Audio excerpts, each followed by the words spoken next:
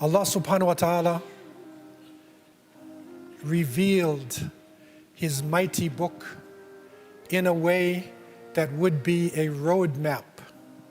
It would be marching orders for Muslims to the day of resurrection. And at the end of Surah Ali Imran, the 3rd chapter of the Quran, a mighty chapter that was dealing with the people of the book and dealing with great losses that Muslims had.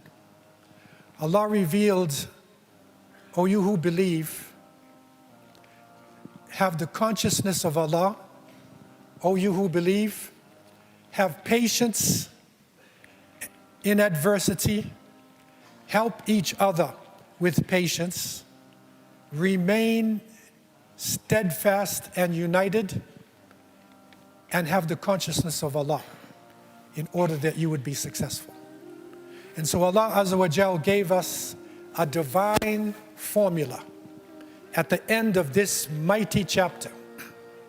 And this is of great significance to us today, especially in the present crisis that we are going through. We need to recognize that the Quran is the guide. It will tell us something. It will inform us about things that we know not.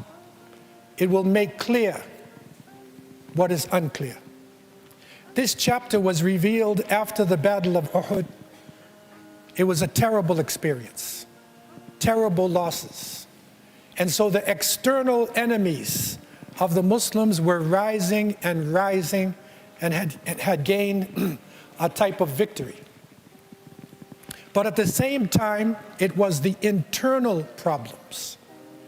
It was the hypocrites that dealt a terrible blow to the movement of Islam at that time. And so these verses revives the morale of the believers. It also gives us a formula for victory. When we are in a situation like this, suffering under the people of the book, feeling that the world is against us, Allah Azza wa Jal tells us and shows us that patience, unity, vigilance, and taqwa. And this is important to understand the grammar. And the great scholars of Islam went into the Arabic language because this is not normal Arabic. This is a divine use of the Arabic language, and every word has great meanings. So Allah tells us here at the end of Surah Ali Imran, O you who believe, usbiru. And this is sabr. But this is sabr on an individual level. And it is telling us that we need to be able to, each one of us, to endure hardship. Sabr on what has been revealed. Sabr against that which we desire and we should not touch. So it begins by saying usbiru, which is individually, and that applies to all Muslims today in the crisis that we are going through right now. Wasabiru. And this form of the verb is a reflexive form. And so it is saying, have patience together. It is saying that it is mutual perseverance, that you need to outlast the enemy. The enemy has come, but sabiru, outlast them together. It's a type of collective endurance. And finally, warabitu, and that is to hold vigilant, remain steadfast, and to be united. It's a ribat, to be united. And above all, the engine of all of these different levels is taqwa. That with the consciousness of Allah, real consciousness of Allah, we can realize this divine victories. There are great parallels between what is happening today and what happened to the Muslims in the past. At the end of the 11th century, The Muslim world, which was at that time it was the power on the earth. It was the most powerful collective group on the face of the planet. But at the end of the 11th century, it had broken into different emirates, different divisions. The Khalifa from the Abbasids was only symbolic. He had no armies. He had no real authority. The Fatimids who were controlling Egypt were corrupted. The Seljuk Turks, who were once the champions of Islam, who put fear in the hearts of the enemies of the Muslims, they were attacking each other like wolves. It was a critical time for the Muslim world.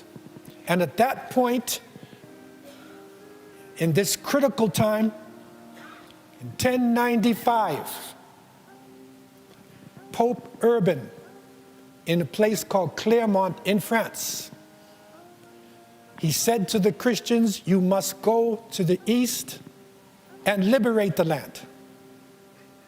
God wills it. Take it away from the Saracens. And so from the forests and the plains of France and Germany and later England, remember your parallels, crusaders began to head toward the Muslim world. They first went as an unruly mob of people, just emotion. They were defeated. But then they came as knights, organized soldiers, and they came into the Muslim world at that critical point in time, and by the year 1098, they conquered the city of Antioch. And what is shocking about this that happened at that time, there were no alarm bells. With all of the great armies, with the Abbasids, with the Fatimids, with the Seljuks, there were no alarm bells went off. They said, let Aleppo deal with them. That's what Damascus was divided with Aleppo. They said the Fatimids, let them each drain each other's blood. They said, no, the Fatimids can handle Jerusalem. And they fought amongst themselves because they were more afraid of each other than the reality that was facing them. And by 1099, the Crusaders, a small group of only 20,000, had reached the walls of Jerusalem.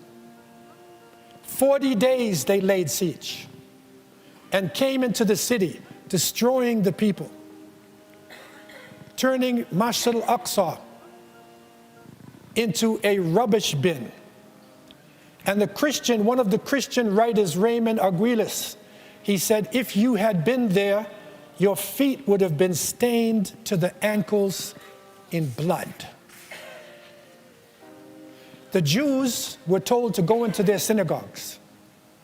And when they all went into their synagogues, they were burnt to death as a group. But still no help came. This is the shocking thing. Where were the Turkish sultans? Make your parallel for what is happening today. Where were the Turkish sultans? Where were the Fatimids who controlled North Africa? The Abbasid Khalifa was afraid of everybody. He was afraid of the dark. And so Ibn al-Athir, rahimahullah, the great historian, he recorded for 88 years, there was no adhan given in Jerusalem. The masjid was defiled. While the Muslim world, which was once the power of the earth, it seemed like it was silent. But alhamdulillah, the ummah never dies. The ummah never dies. Even if the leadership falls off, the true kernel, the ta'ifatan mansura, that the Prophet ﷺ said there will always be a rightly guided, victorious party. And they will be victorious even if everybody falls away. And so, with this disaster, a spark was lit. And that is where we are at right now. Millions of Muslims wanting to do something. All the potential is there. The spark needs to be lit. And at that time in Mosul, in Iraq, Imad ad-Din Zengi, rahimahullah, decided to dedicate his life for the expulsion of the Crusaders. And he set forth a movement. But there were many challenges. And this is what happens. Imad ad-Din himself was assassinated. Did that stop the Muslims? No. His son, Nur ad-Din Zengi, took over, and Nur ad-Din established hospitals, schools, public works. He united the scholars, and he made the liberation of Jerusalem as a religious duty for Muslims, not as a political slogan. And he set the stage for a young Kurdish leader, Sultan Salah ad-Din al-Ayyubi rahimahullah. The spark was lit, and Salah ad-Din moved naturally into that position. He united the Muslims. He took the Fatimids out of power peacefully and established the Sunnah in Egypt. And he brought the Muslims together, and they defeated the Crusaders at the Battle of Uhud. They opened up Jerusalem. And instead of slaughtering the people, as the people of the book, the so-called people of the book did, they allowed the innocent people to leave. And they purified Jerusalem. They purified it, allowing people who were not Muslims, Christians and Jews, could stay. Respect was being given to all of the different religious sites. And so the parallels are there for today. The mass is there, the potential is there, and the spark, inshallah, is about to be lit. But it needs, number one, for us to have that understanding in our minds. Every single Muslim is required to readjust their understanding of Islam. Because Allah says, Usbiru. We need to have patience, hold the line, perseverance, no matter what is happening around us. And what is key today is unity, operational unity. We need to start to look at other Muslims not as schools of thought, not as ethnicities, but the people of the Qibla, those who are facing the Qibla, those who say Allahu Akbar, those who are praying and fasting. If there are differences amongst us, we need to solve the difference. But when the enemy comes on the outside, as it is happening today, it is crucial for us to unite at this point in time. Our consciousness needs to change now. The Muslim world is being put to a mighty test, and it's not going to stop with this unprovoked attack. It will continue on until we stand, because it is when Muslims stood and held their ground that change came about.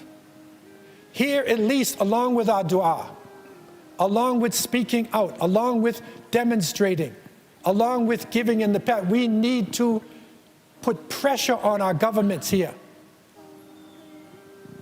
not to accept this unprovoked attack, and not to forget the people of Gaza. While one thing is happening, unbelievable slaughter is going on. And if we don't stand up, if people of consciousness don't stand up and remind the world, they will divert the minds of the people of the world. And so it is critical. These are our marching orders that Allah subhanahu wa ta'ala has given to us. Ya ayyuhalladhina amanu isbiru wasabiru warabitu wattaqullaha la'allakum tuflihun. O you who believe, have patience individually, endure, and compete with each other in patience. Strengthen each other in patience. and bind yourself together. Bind yourself with the whole of the ummah and have the consciousness of Allah in order that you would be successful. May Allah subhanahu wa ta'ala bring that spark into the Muslim world. May Allah subhanahu wa ta'ala bring that spark into all of our hearts. May Allah subhanahu wa ta'ala bring down the oppressive regimes